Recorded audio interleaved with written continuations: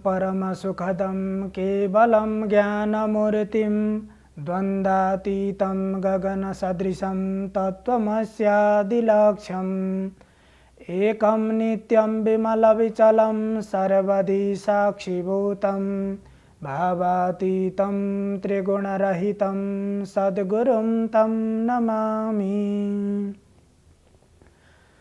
अखण्डमण्डलाकारं व्याप्तमेन चराचरं तत्पदं दर्शितं येन तस्मै श्रीगुरवे नमः। स्वस्ति प्रजाभ्यः परिपालयन्तां न्याय्येन मार्गेण गतं महिषा गोब्राह्मणेभ्यः शुभमस्तु नित्यं लोकाः समस्ताः सुखिनो भवन्तु। समादरणीय सम्पूर्ण दर्शकवृन्द, हामी यस इमेज च्यानलको शुभ बिहानी कार्यक्रम मार्फत उपस्थित भएका छौं। जीवनमा कर्मको धेरै अर्थ छ, कर्मको नै धेरै महत्त्व छ। कर्म बिना हामी कसैको पनि जीवन सार्थक हुन सक्दैन। कर्म क्रिया नभइकन कुनै पनि कार्यको परिणाम प्राप्त हुँदैन। तसर्थ भगवान श्रीकृष्णले पनि जीवनको लक्ष्यमा पुग्नको लागि अर्थात् त्यो वास्तविक तत्त्वलाई बुझ्नको लागि, जान्नको लागि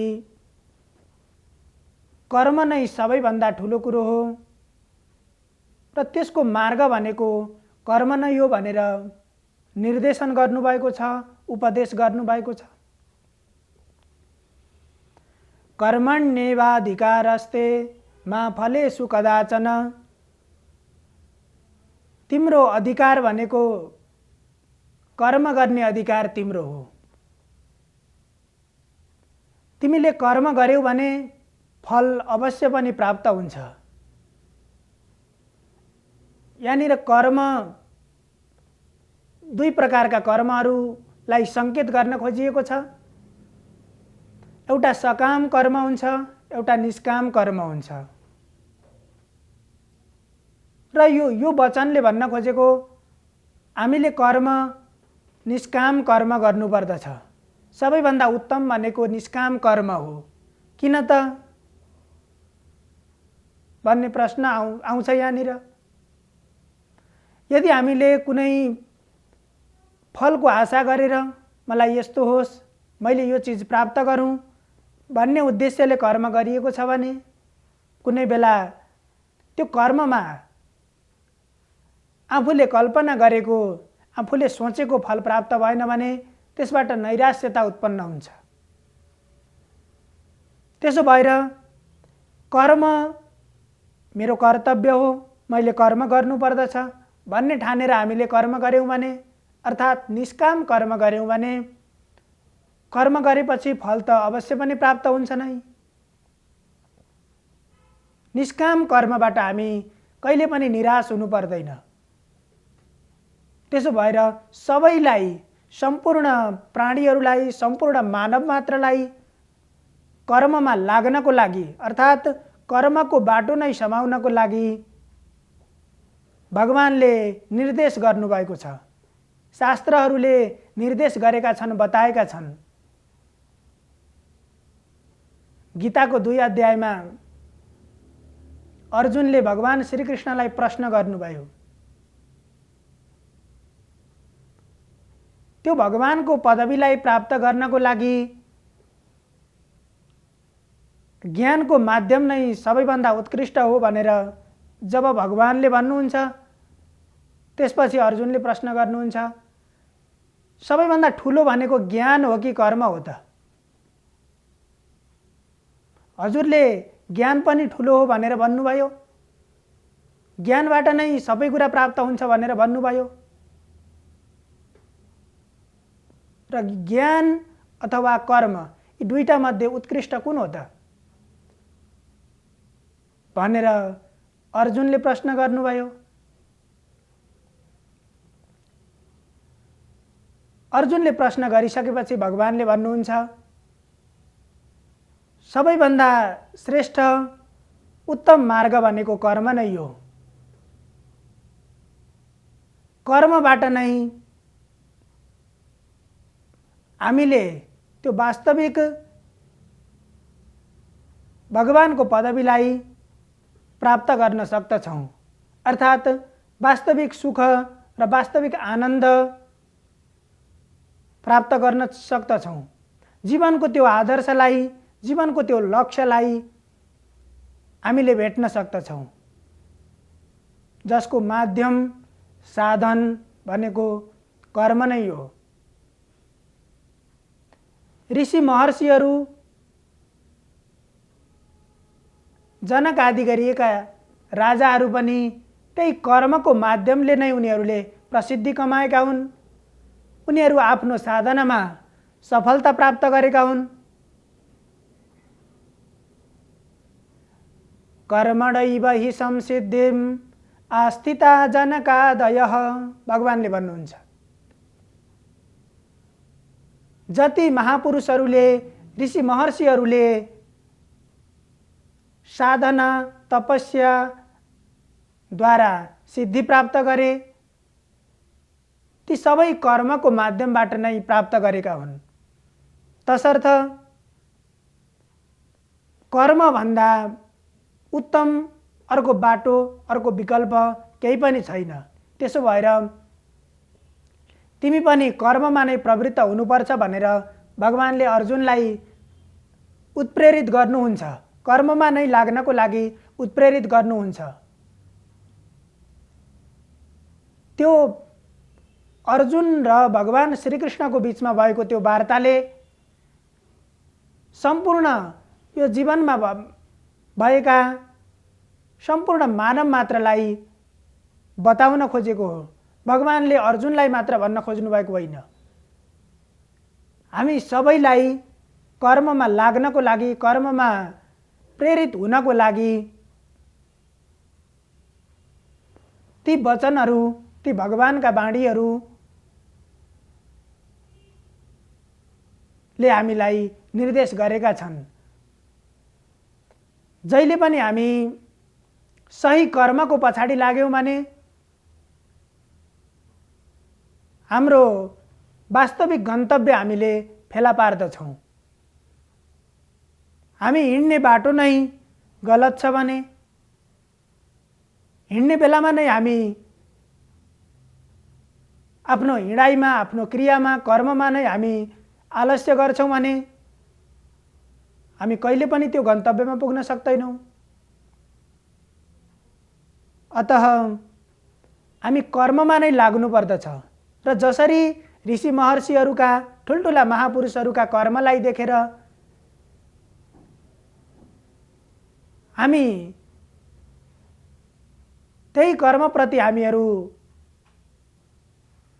लाग्दछौँ, तिनै कर्मको हामीले अनुसरण गर्दछौँ, त्यस्तै नै हामी पनि सत्कर्मको पछाडि लाग्नु पर्दछ। र यो कर्मको महत्त्वलाई नै गीता आदि गरिएका ग्रन्थहरूमा पनि यो कर्मलाई मुक्तिको साधनको रूपमा कर्मलाई नै लिएको छ। र हामीहरूले पनि कर्म बिना केही पनि चीज प्राप्त गर्न सक्दैनौँ। गलत कर्म गर्यौं, हाम्रो कर्मको मार्ग गलत छ, तर हामीले सही फलको आशा गरेर सही फल प्राप्त गर्ने अपेक्षा राख्दछौँ। त्यो गर्यौं भने कहिले पनि हामीले आफूले चाहेको फल प्राप्त गर्न सक्दैनौँ। र हामीले जुन फल चाहेको हो, जस्तो फल हामीले प्राप्त गर्न खोजेका हौं, त्यही अनुसारको हामीले कर्म गर्नुपर्दछ। खोज्छौ स्वर्ग गर्यौ पाप, जान्दैनौ कर्मको गति, रिठ्ठाको बोट रोपेर कहाँ फल्दछ कागति। हाम्रो अपेक्षा एउटा छ, स्वर्गको अपेक्षा गरेको छ, अर्थात् राम्रो ठाउँको राम्रो पदको अपेक्षा गरेको छ, तर उसको कर्म गलत छ, कर्म नराम्रो छ भने उसले कसरी प्राप्त गर्दछ? गर्न सक्दैन। जसरी रिठाको बिउ रोपेर त्यो बोटमा कागती फलोस् भन्ने अपेक्षा कसैले गर्छ भने त्यो कहिले पनि फल्न सक्दैन। त्यस्तै हामी पनि सत्कर्मको सही कर्मको पछाडि हामीहरू लाग्नु पर्दछ र हामीले त्यस्तो कर्म गरौँ कि जुन कर्म हामीभन्दा पछाडिका सन्ततिहरूले पनि त्यो हाम्रो कर्मको अनुसरण गरून्, सबैले त्यो कर्मको अनुसरण गर्न लायक बनोस्, सबैले वर्णन गर्न लायक बनोस् त्यो कर्म। त्यस्तो कर्ममा हामीले आफ्नो मनलाई आफ्ना व्यवहारलाई लगाउनु पर्दछ, प्रवृत्त गराउनु पर्दछ। यद यद आचरति श्रेष्ठस् तत्तद्देवेतरो जनः स यत् प्रमाणं कुरुते लोकस्तदनुवर्तते। श्रेष्ठ जनहरूले, उत्तम महापुरुषहरूले जुन जुन कर्म गरेका हुन्छन्, अरु संसार लोक भनेको तिनैका पछाडि लाग्छ। तिनै महापुरुषहरूले सज्जन व्यक्तिहरूले गरेका कर्महरूलाई नै प्रमाण मानेर सम्पूर्ण संसार तिनैको पछाडि लागिराखेको हुन्छ, तिनै कर्मको अनुसरण गरिराखेको हुन्छ। त्यसो भएर हामी पनि सही कर्मको पछाडि लाग्नु पर्दछ। कर्मबाट कहिले पनि हामी पछाडि हट्नु हुँदैन। कुनै पनि कार्यमा हामीले सफलता प्राप्त गर्नको लागि त्यसको साधन फल भनेको एउटा साध्य हो भने साधन भनेको कर्म हो र त्यो कर्म त्यो साधनलाई हामीले बलियो बनाएर अगाडि लग्यौं भने, हामी अगाडि बढ्यौं भने हामीले त्यो साध्य वस्तुलाई अर्थात् हामीले चाहेको फल प्राप्त गर्न सक्दछौं। श्रेयान् स्वधर्मो विगुणः परधर्मात् स्वनुष्ठितात् स्वधर्मे निधनं श्रेयः परधर्मो भयावह।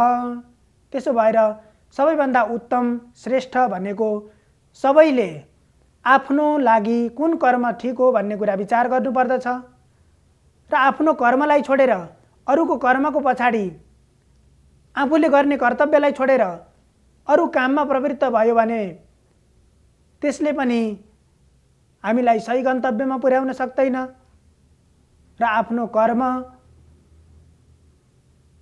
गर्नुपर्दछ। आफ्नो कर्म गरेर अगाडि बढ्यौं भने हामीले चाहेको यथेष्ट फल पनि प्राप्त गर्न सक्दछौं। हामी सबैलाई आफ्नो सही कर्ममा लाग्ने उत्प्रेरणा भगवानका अनुकम्पाले प्राप्त होस्। हजुरहरूको दिन शुभ होस्, मङ्गलमय होस्। धन्यवाद।